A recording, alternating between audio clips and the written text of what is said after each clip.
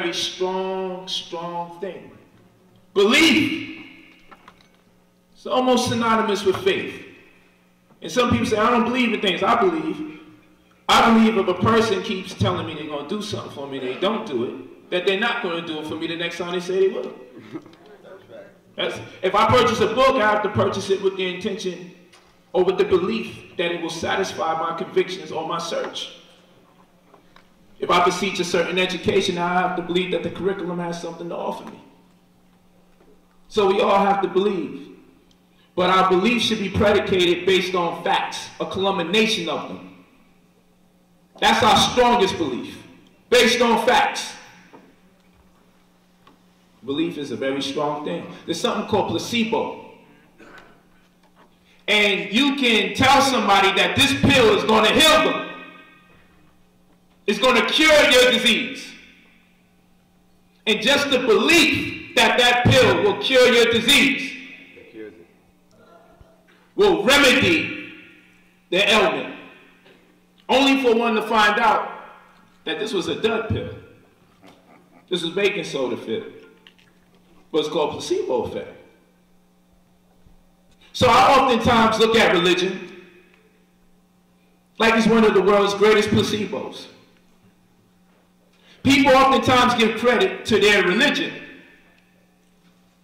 for why they are great people. I oftentimes give credit to the people and say that they enhance the perspective of the religion. Because anybody that the religion talks about didn't have a religion after their name when they was alive. The first church was erected 500 years after Christ in Antioch. So he wasn't a Christian. I don't know the church that Abraham was going to. I don't know the mosque that Muhammad was going to. But I know we created after them. Well, we condemn the church. But Marcus Garvey was into Catholicism. He was a Catholic. Marcus Garvey was a Catholic. Most Honorable Elijah Muhammad was a Muslim. We got to consider these things. These are great people in our community. Dr. King was of Christianity. So Dr. King, yielding to the Christian truths, Most Honorable Elijah Muhammad, yielding to the Islamic truths, Marcus Garvey, yielding to the Catholic truths. What can we conclude in light of these events that transpired in black history? That black people are excellent. That we have our inception in greatness. And that if we get a hold of any doctrine, that doctrine is opportune. We give the doctrine opportunity to become great like us. Because while the world religions are in conflict, black people join them all and make them look better when we are in our splendor. So I always give the credit to the people for enhancing our perspectives of the doctrines, not vice versa. So with that, I don't have no problems with my brothers and sisters in the Christian church. Because I have the belief that they believed when they came into church is for the purposes of edifying them. The people who come in, I'm not talking about the leadership, I'm talking about the people, come in. Because these are the options that they have presented before them. We don't have Buddhism really accessible to us in the community, so it's less likely that we will get into it. We don't have Taoism accessible to us in the community, so it's very less likely that we will be into Taoism. So you go in the shoe store and you choose amongst the choices that were already chosen from you, yet you still have a choice. That's the paradox. So we put our hand in the bag of religion, we pick one, and we start this dissension. But we all have the same belief in here. We all believe that we are going to be great and liberate ourselves. And that's the only belief we really need. That's the core belief of our community. The core belief that we need to establish is that we are great. We have something very important. I am of the belief, and I won't impose my will on y'all, but I am of the belief, based on facts, and I'm talking about blind faith, based on facts, I am of the belief that the black woman is God. I bear witness to this every single day of my life. Yeah, you can clap it up. Don't be insecure. This black woman is God. Right out. Jesus had to be born by somebody. And she was black. The black woman is God. That's what I want to start off this conversation with. She is God. I was drug dealing, I was gang banging, I was hustling. I've been shot, stabbed, I've been sliced. I lost all hope. I lost my humanity. Didn't care about white people, didn't care about black people. I can't bear witness to an intangible God, an intangible force. Believe it exists, something exists. Beyond this, of course, I agree with that. But what I can bear witness to is when I came home from prison that last time around, my black woman, with that word processor neck. You ever had a word processor and you type in and it goes to the other side and you have to smack it to the side? That's how her neck moved whenever she angry at me. She permed hair, she had her hair dead, her nails dead, and the word processor neck.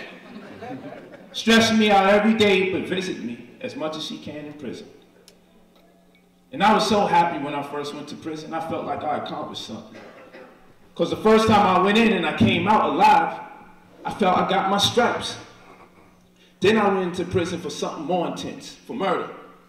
And no one told me, when I get visits, I have to strip naked, open my legs and cough, to the satisfaction of the perverted white man in their fear that we may be hiding something in their prison. I had to do this every day before my wife visited me. And the first time I got a hug from my daughter, I was in prison. I was in Rikers Island. My daughter, my Hotel Tumre. And I promised my wife, if I ever come home, I'm going to think long and hard before I make decisions that could separate me from my family. And when I came home from prison, she said, I don't want you to sell a drug again. I went back on the block. You know how we are. We're in prison. You know, we find us a belief system. We rocking out hard. We come home. Either we drop the belief system or we integrate it with the drug dealer. But either way, we convince ourselves into our debauchery. We become self-nourished and self-deceptive. So my wife says, my ghetto wife at that time, she says to me, baby, I can't compensate for the amount of money that you feel you will lose. But you have something more valuable than that called your life. And though you don't appraise your life, I highly appraise it, and I believe that there's something inside of you that one day, if we keep you alive long enough, you'll be confronted with it, and you will go on your path. This is what my ghetto wife said. So I said, man, what have you been reading and studying since I've been in prison? Who faith are you of? She's like, I ain't down with no church or nothing. I'm like, baby, that's deep. That's about the deepest thing I ever heard you say. So she said, she does her neck thing. I don't know what you're talking about. I'll always be deep, right? So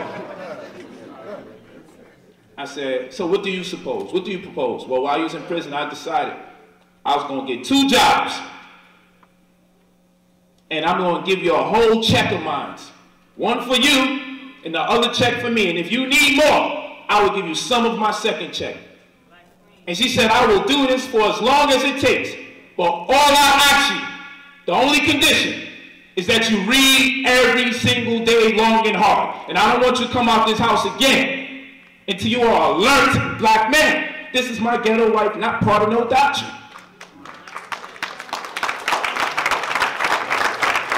And I didn't understand why she would make such a sacrifice, seeing how she comes from a line of women who testified that the men have cheated on them, who testified that the men have abused them, who testified that the men have molested them, who testify that the men have done it to their friends, and to their aunts, and to their mothers. And with all of that poison and toxicity, she still believed that I was special and I was different from all the other men, despite the testimony of every woman that came before her and every woman she befriended, that she can actually bear witness to these atrocities. So I studied long and hard for 6 months. I didn't shape my hair, I didn't cut my fingernails. She started getting worried about me because I became less material in my existence. Started thinking about other things. And soon I learned how to make soap, lotion, deodorant, hair grease, body spray. Started making my own Pampers.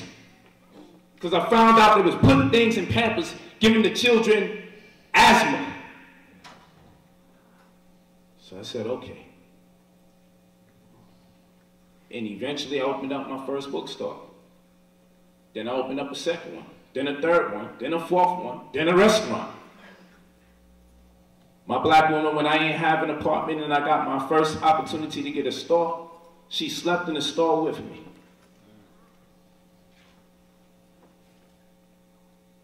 I became polygynous in a de facto sense, working in harmony with several other females. I didn't have no furniture in the house. I said, baby, it's okay, we're gonna live below our means. Their mamas come over. They said, Brother Polight said, there's no sense in getting a beautiful flat screen if we live in the projects. What's the glory in that? We should use that money for the new home that we envision ourselves to be in. They said, you are living in a cult. That brother throwing G at you. We sleeping in sleeping bags in the projects. Because all our money was going into new computers, button machines and shirt machines, my own newspaper. And I worked my way to where I'm at today. Very, very, very successful. But I would not be here today if not for my wife that I've been with since 13 years old, since she was 12 years old, and now we've been together for 18 years. My wife, Aminette Sentitunga.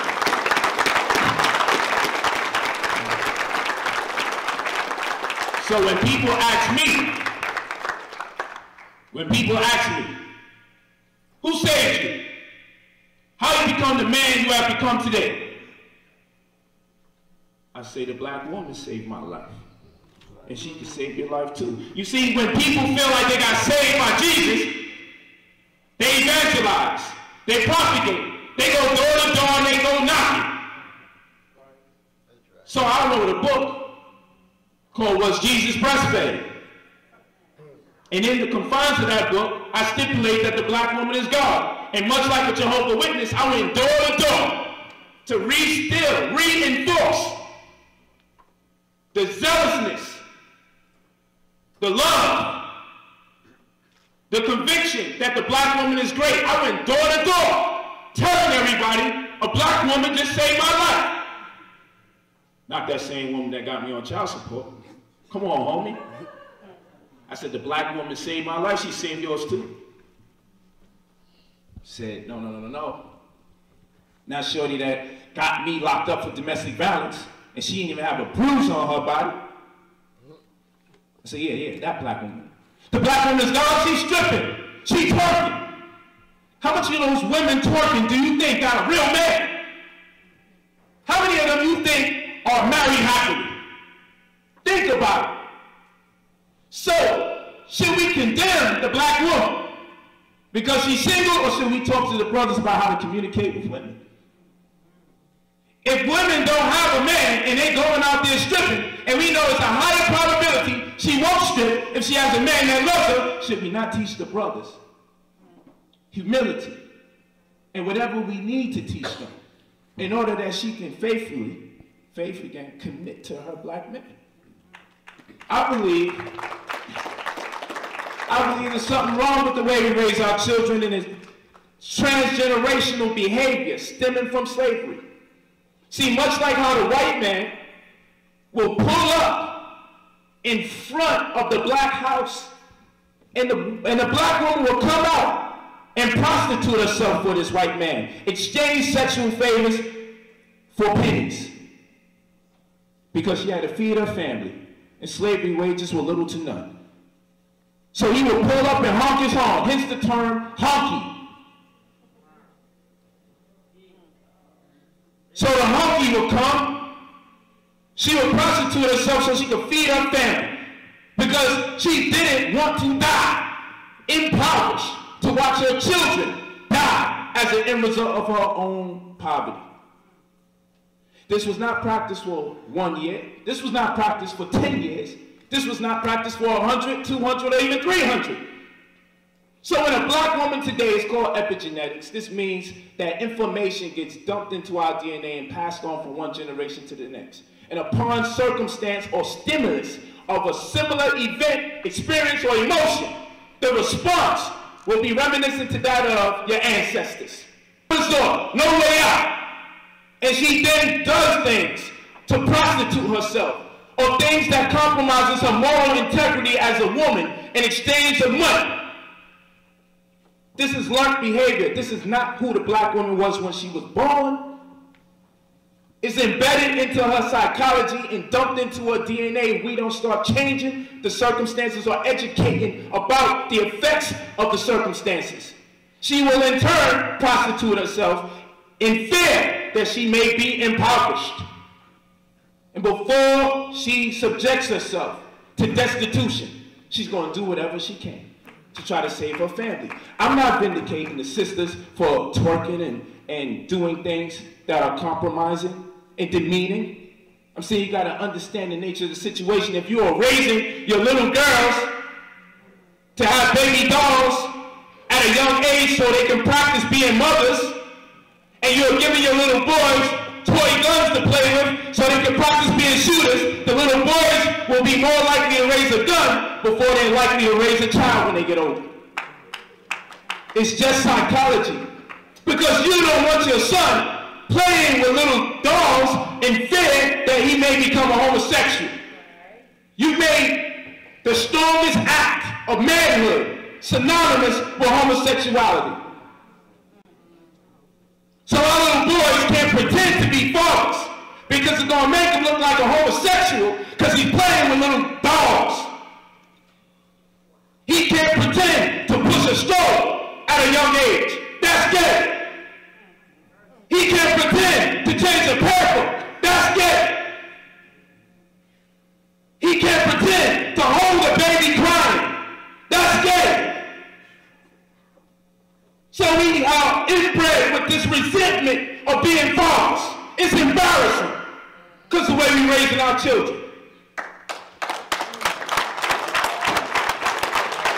Black power. Black power. Black power. Black power. Black power. Black power. Black woman is God. God. Black woman is God. God. She saved my life. Who am I supposed to tell someone? I can't identify with Prophet Muhammad. I can't. Some do. They read the story, believe it's true, and feel it saved their life. I dig it. Some read the story about Jesus, feel it's true. They say it says it saved their life.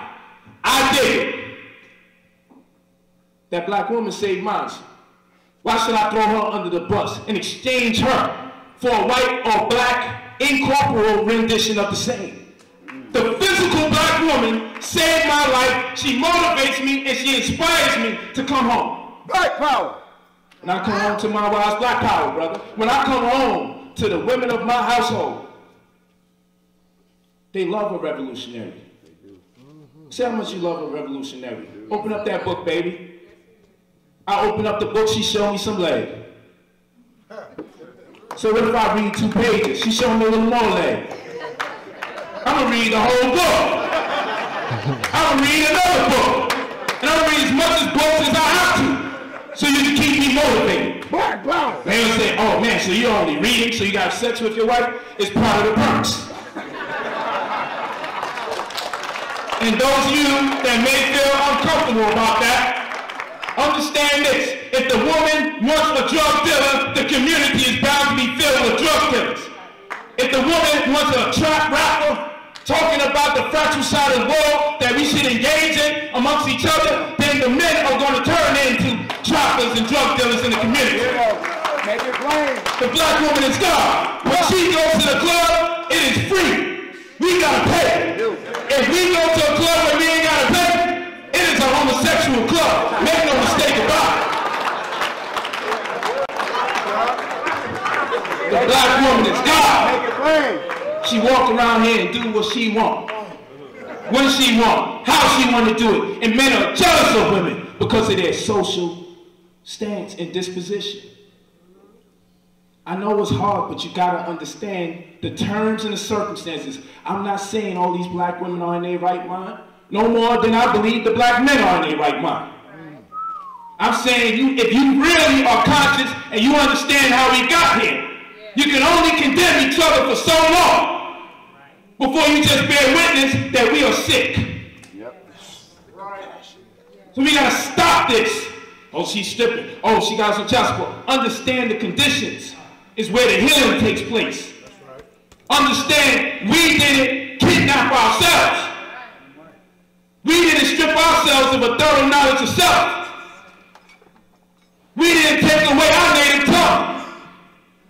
We didn't keep the man alive in front of the black woman while beating him so she could see it, so she could raise her child, her man-child, to become effeminate. So now what this white man doing, he could have took out the black woman so he has no witness. But he murdered the black man in front of that black woman and kept the child of her alive. You think she's going to raise her son? You think she's not going to be a bit reluctant to raise her son to be a revolutionary? She remember how her father died at the hands of the white man. She's going to say, do not respond to him in this manner. Them Negroes in them funny hats, them Negroes with the tats on their face, they're crazy. And I don't want you to be raised like that. I want you to stay alive and be a good little boy. They're doing the same thing again. See, this black woman is God. You don't know because she's not giving birth to children in the right circumstances. If she wants scientists in the community, you brothers would turn scientists overnight. It's just the power she has. I don't make the rules. When she wants that breed of brother, she will get that breed of brother. It's just a fact. Black power. These brothers buy nice cars. Not because they like them, it's because she like them. They wear all these expensive clothes, not because he likes them, it's because she likes them. He's fighting his other brother, not because he wants to, it's because he's trying to defend her and prove to her how much of a man he is. Not knowing that it's effeminate to try to dominate another man or to try to make another man identify with your presence when he's walking by. They don't understand this is homoerotic behavior. Black men think they're being gangster when they stop a black man from walking in his community, talking about it's his territory. It's the white man's territory. This is an interesting phenomenon. How black men so against being gay. Because in my world, you can be homosexual without physically penetrating the same gender. That's in my world. It can manifest in your behavior.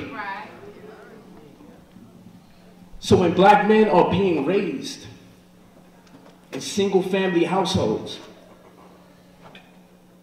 two very prominent things are happening that's working against us. And this is why I tell black men, you have to be willing to take on these black women with children.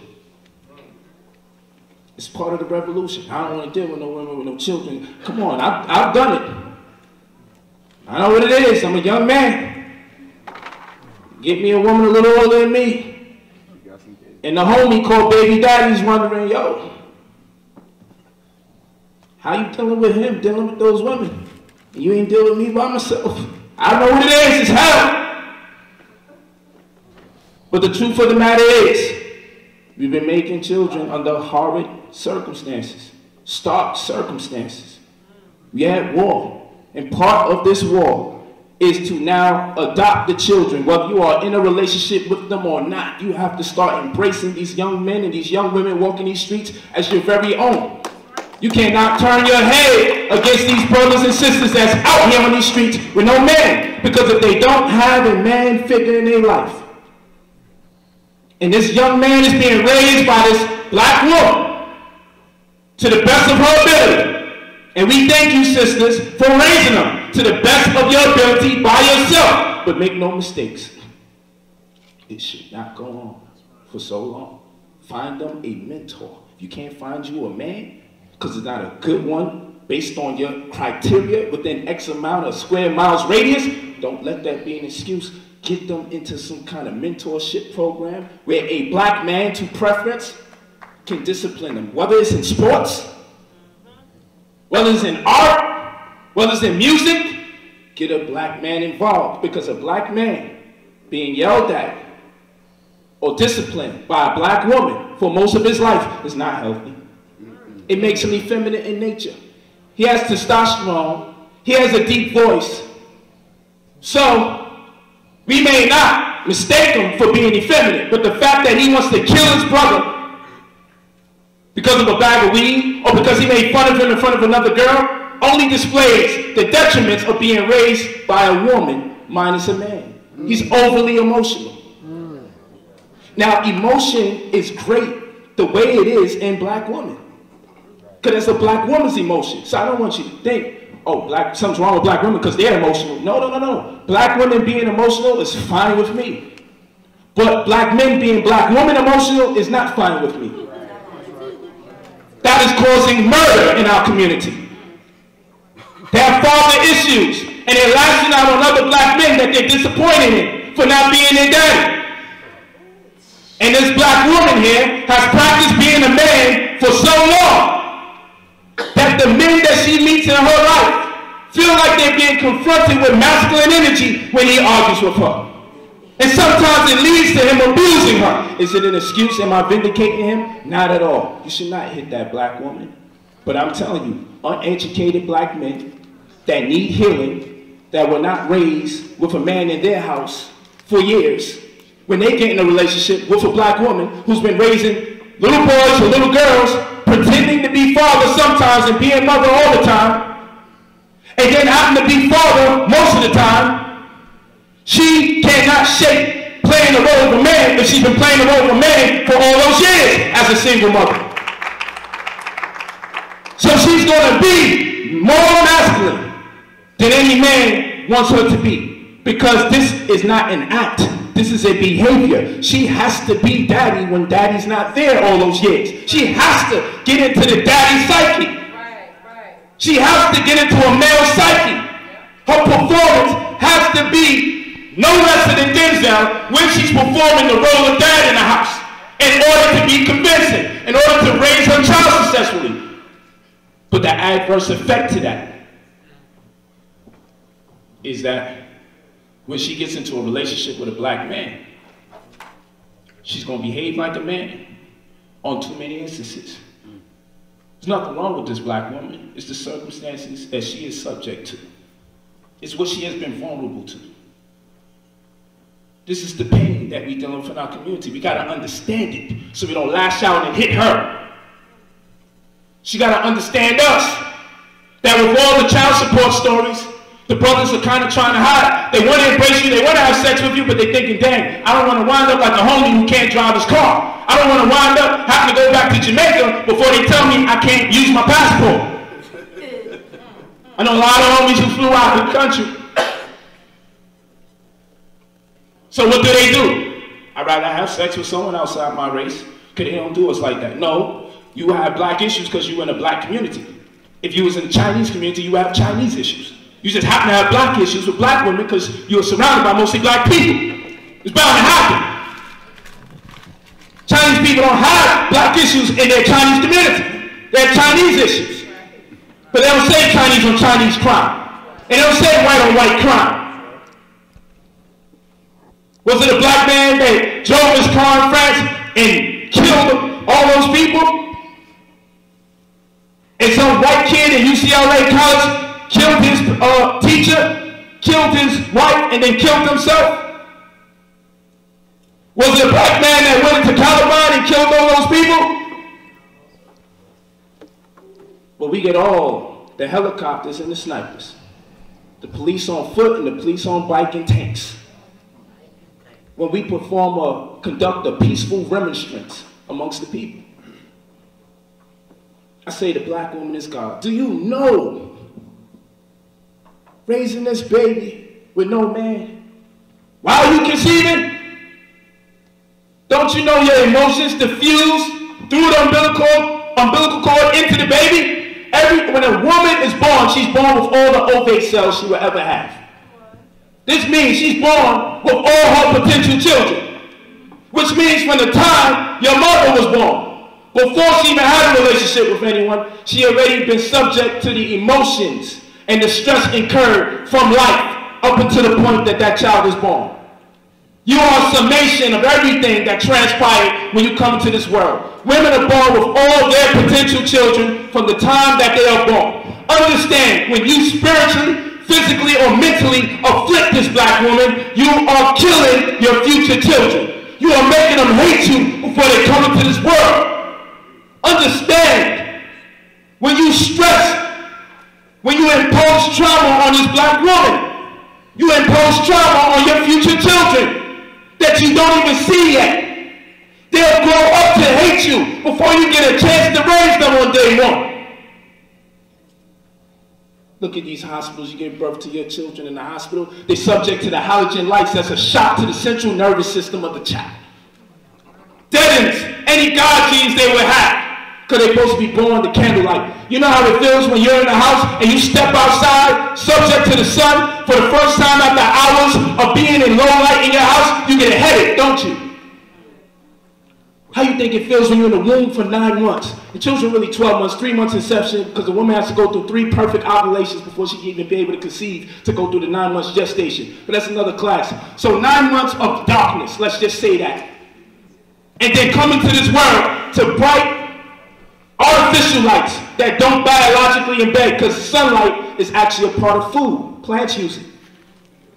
So these lights don't biologically embed. So to come into this world after being submerged in darkness for most of your existence, to come into a world into bright lights for someone other than your race to hold you, and you got a fusiform. And fusiform is a part of your brain. When you connect with someone that's part of your race, it lights up. It's called fusi, light. Formations, light forms whenever you come around somebody that's of your race. There's a signal, a signification that shoots or starts in your body that makes you know you should be comfortable around this person. Because by nature, you shouldn't be warm with each other. But you know, crack, cocaine, nicotine destroys these parts of the brain. You know that. The part of your brain that makes you connect with your own race. You know, you have pheromones, which are gases, hormones, that make you want to be intimate with the opposite race of your kind. They're secreted from where hairs are on your body the most. It causes sexual attraction. They even put it in perfumes and in colognes, human hormones, to make people attracted to you. Therefore, the more hair a person has on their body, the more sexual gases or attraction they can create around themselves. It's called pheromones. So what we're going to do is get the women to deaden their hair. We can get the kinks out. And the chemicals are going to diffuse into their brain. But that's to throw off your chemistry. So now the men are not a... Do you understand when a child is born? You cut the umbilical cord, right? And then there's something called, that's the birth. Then there's something called what? The afterbirth, right? And it's just like a birth. Mine's the same pain, but it's just like a birth. Don't you know why hospitals want your placenta so badly? Because of the stem cells in it and all the DNA content. If you ask for it, they'll fight you. Then they got to go to a Jewish hospital and sign a form in advance to make sure you get the afterbirth. But why is the afterbirth so important? Let's start off from the fact when you cut the umbilical cord. See, my baby girl, many of you may have seen the video when she was 4 years old speaking 4 languages. All my children are born in the house to candlelight. But when my child first came out of the womb, did I cut the umbilical cord? No, I didn't. I went to Kemet and I seen something special on the walls. The first hospital at the Temple of Polight in Egypt shows how birth should be conducted. One, women should be squatting. Not going against gravity. Have you ever had to use the bathroom real badly, and the closer you get to the toilet, the more you feel like it's coming out, and then you go and you say, what, I'm going to lay down and take a dump? That'd be very inconvenient, right? We squat. So we squat to defecate, but we lay down to give birth to heavier children? And then you wonder why this woman wound up with webs on the side or in the middle of her feet, at the arc of her feet. Whenever there's webs at the arc of a person's foot, nature is telling you that when there's webs at the arc of your feet, this part of your foot, women, that means that your uterus is out of alignment.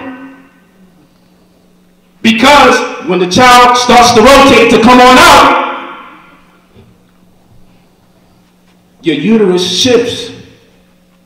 And if you're laying down, your body won't recollaborate. And secondly, if you don't like to breastfeed the way nature does it, if you suck from the woman's nipple, if the child is being weaned from the mother, the uterus shifts gradually. But if she don't like to breastfeed and she's giving birth laying on her back, she winds up with a form of psychosis over time because the electrical current is compromised that goes from the spine to the brain. Think about it. Bad posture is linked to insanity. Have you ever seen somebody in a shootout standing erect like this, holding a book on their head, shooting around? Bad posture. It's for the knuckle draggers in our community. The gangbangers. The ones who saying what's popping, what's cracking. And they're about to do something insane, like kill themselves while white people are killing us. Because they're cutting off the electrical flow from the spine to the brain. Cerebral spinal fluid, the semen is cerebral spinal fluid. Brain, cerebral, spine, fluid that comes out from an emission. If a man has too much undisciplined sex, meaning he keeps ejaculating, he doesn't know how to ejaculate, he keeps ejaculating, he keeps having more sex than he be. He doesn't allow his body to replenish. He's getting rid of brain fluid. It's weird because men say they're getting brain when a woman does his head, but she's actually getting his brain. And this is why she's able to connect with him on different levels and know when he's cheating and call him when he's with another woman and tells her no, she's not, but damn, because she always knows. She's getting brain, not you. That's one of the biggest fallacies. And this is why when she's taking your DNA so much, and she submits to it in the form of love, let's just say that for now, y'all start looking like brother and sister. She's transforming into you. And if you are a toxic man, she will become a toxic woman. And if she keeps sleeping with toxic men, she's going to have toxic personalities. And what is inside of crack that's so special? It's called oxytocin. It's called the bonding hormone. It makes you connect with an experience. That's why people get high. Can they get high for life? But what is produced when a child is being breastfed in the woman? Oxytocin. It is designed like that so by nature she will bond and have higher inclinations to be a mother. So whenever a child is being breastfed, the suction from the nipples causes the bonding hormone called oxytocin to make her connect with her child, makes her attached to her child. Now she has men sucking on her nipples that are toxic in behavior. She can't find why she won't leave a relationship with a toxic man because she's bonding to a man because of the chemicals that's being produced when she's being intimate with this negative Negro. There we go. We gotta understand why things are happening. She has these migraines and you're like, man, why you acting like this every month? She's going crazy. She's stressing you out. You like you get this every month. How come you can't calm down? How come you just don't anticipate it? But she might be eating things like almonds and mushrooms during the time she's on her cycle. Why she shouldn't do that? Because it's high in copper. Why she shouldn't do that? Because when she's on her cycle, the remetrium fluid or tissue within the confines of her uterus heightens the amount of copper in her body. So the last thing she should be consuming is copper because she'll be subject to copper toxicity. What's one of the symptoms of copper toxicity? Headaches and acute migraines, more times on the left side of the head. It's something she's eating. If she doesn't know, she's going to subject herself to these headaches every single month. On top of the fact she probably didn't breastfeed. On top of the fact she gave birth laying down. which means her spinal column is out of alignment. And that's why she got webs by the arc of her feet, which means what? She's going to suffer from malforms of psychosis or inconsistency in emotions. And everyone's saying these black women are angry. Yes, they are. But not because they were born to be angry. Not because they was born to be negative. But because of the circumstances that we are surrounded by, minus the education. So I'm going to go back to me not cutting the umbilical cord when my child was born.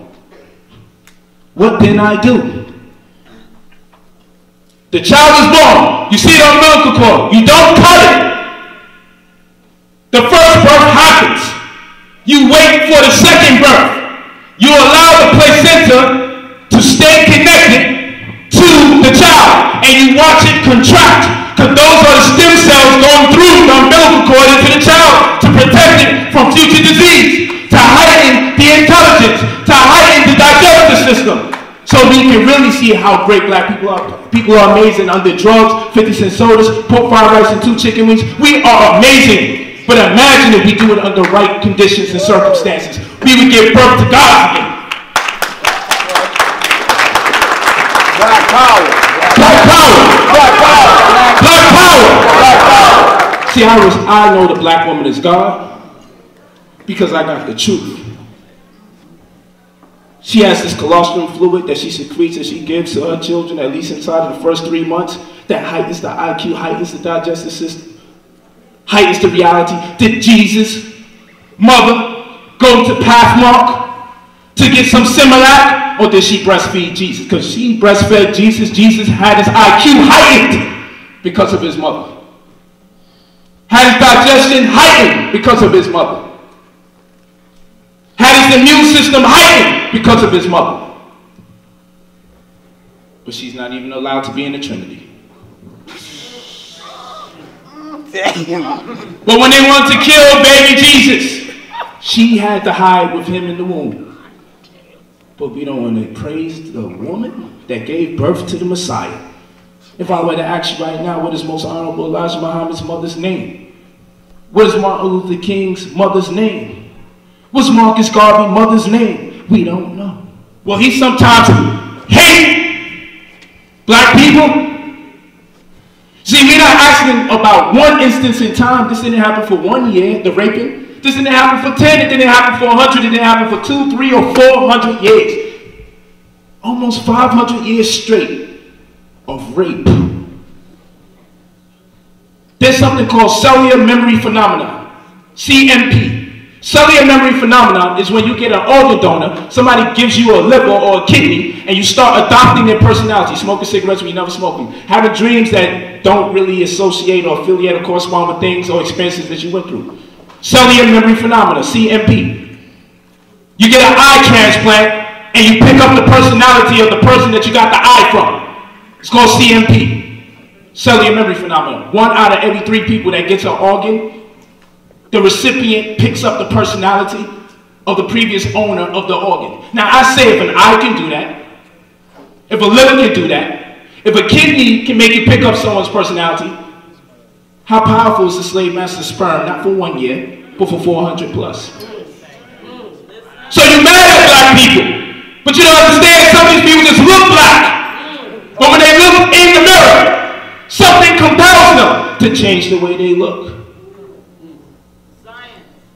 to correspond with how they feel. Because these things happen upon stimulus. So let's say you eat foods, because in epigenetics, the genes can be turned on from stimulus or circumstances. It can be energy equated, or it can be inspired by food. So if the black man is not really supposed to be eating potatoes,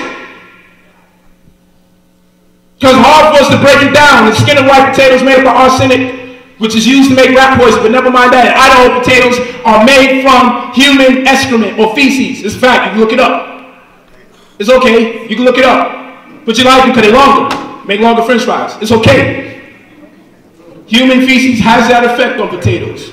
If you ever want to grow some yourself that's very long, put human feces in the fertilizer. It'll be all right. But listen to this. You got to think about us eating food that doesn't correspond with our DNA.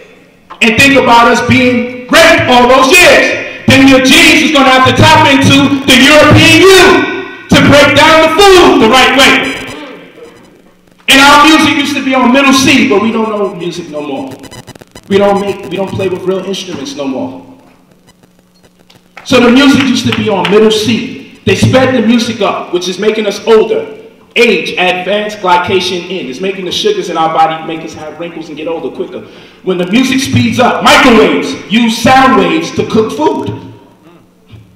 Sound waves are used to cook food. You put these headphones on, and that fast music is cooking your brain. But never mind that. Let's stick to the point. Never mind that. I just try to throw it in when I can. One of the gifts of the Holy Spirit is supposed to be knowledge. Supposed to leave here and said, I heard some things I never heard before. Let me look it up. I feel I'm filled with the Holy Spirit right now. Yep. Black woman is God. She filled me with her spirit. There ain't nothing about, I don't feel less of a man for honoring this black woman. But if you eat foods and you listen to music, because when the music was on middle C, it was in harmony. And when we played the drums, we were employing two very significant sciences. When we played the drums, we were dealing with two significant sciences. What were those two sciences? Botany and zoology. The bark of the drum is the botany, the plant kingdom. The skin of the drum is the zoology, the animal kingdom. So when we played the drum, it was natural sounds that correspond with our DNA. Everything about us is music. The skin is the largest organ of your body, right? And depending on if you work out, your skin stretches. And then the muscle guy, he talks, oh, what's up, son? You can tell that he works out. If you're on the phone, you talk to somebody that's overweight, they actually can sound fat. This is true. Because the skin is stretching your percussion instrument. So now we're talking about the way wind goes through your body. You have organs. Organ is something that gets played. You have vocal cords. That's something that gets played. You got eardrums. Drums get played. You got a heartbeat. And before you leave this planet, they say it's important that you leave on a what? A good note. And the keys on the piano, the adenine, guanine, cytosine, tyrosine, correspond with the do, re, mi, fa, sol, la, ti, da. Look it up. Your DNA is designed just like music. Like it's a song. And when they change the speed of your music, they change your biorhythm, which was on 8. And when they changed the music from middle C and put it on A, they speed it up to cause you a faster death. They're trying to kill you. It sounds good, I know, and we do what we can with the poison that we get, but the music is killing you too. And guess what the music is making you do? It make you vibrate on European frequencies. And then they raise your lane so you're on something higher than what you're supposed to be. Why is that important? Because you're closer and closer to the ionosphere, the photosphere, which is where radio waves are. So they raise your lane. You're supposed to be on lower lane, you're on higher lane. But why is it important? Because you're closer to the ionosphere, which is where they send radio frequencies and Wi-Fi signals. Why is that important? Because you be walking around here saying, you can find me in a club, bottle full of bug, mama, and then he say, yo, I was just saying that in my head. You said it out loud. That's because Hot 97 is playing it right now, because you're receiving radio frequencies because you're on high land. And now since that's the case, because they can modulate the frequency, it's called frequency modulation on your FM stations, they're able to send messages to you without you knowing. So subconsciously you may respond to circumstances, events, and things, or even think things without you really knowing. So it's dangerous listening to that music because it's repetitive, it's hypnotic, and you listen to it even when you're not listening to it, because you don't fast from being on high land and go places that's uncompromised, like when it's abundant in trees. These are things that's taking place in our life all the time. So I just want to say the black woman is God. I got a lot on my mind. I didn't even get to say the things I want to say about police brutality. I just said the first thing that's in my mind. I didn't get to it, but it's all the same. We can't worry about police brutality if we're brutalizing each other. We have to honor the black woman. The key to our salvation is through the black woman. I hope the sisters hear me. If you want revolutionary thinking, you can impart that wisdom on us. All you gotta do is say, hi brother, when you walk down the block. I love a revolutionary mind. And it may sound like a joke, but I ain't joking. Do a test and walk in your neighborhood and just say hi to every brother you see. You're not used to it. You have the divine feminine energy and principle. If you were to just walk in your community and smile before the brothers try to holler at you and say, Hi, handsome. It demoralizes them first. Then it demoralizes the demoralization. The two negatives give you a positive in mathematics. They SOS, they stuck on stupid. They don't understand how to respond to this energy. Because they're in a gender-specific war with you. For no reason that they don't understand themselves, but we understand because we study in psychology. Black power. Because they ain't enslaved us all those years to beat us up. They ain't killed as much of us as we think they killed us in the latter stage because they started getting smarter to study how we respond to things so when they free us, they can have us entrapped and make us think we're doing the things we would like to do. So we know what it is. So we have to start deconstructing the system that they created around us, and we can do it through the conviction of love. We don't even, that's the highest technology that we got as a black people, the love for ourselves, the love for each other. That is the highest technology that black people can use to their advantage, that cannot be compromised, that they cannot give to you, that they cannot take from you. It's the love that you have for each other.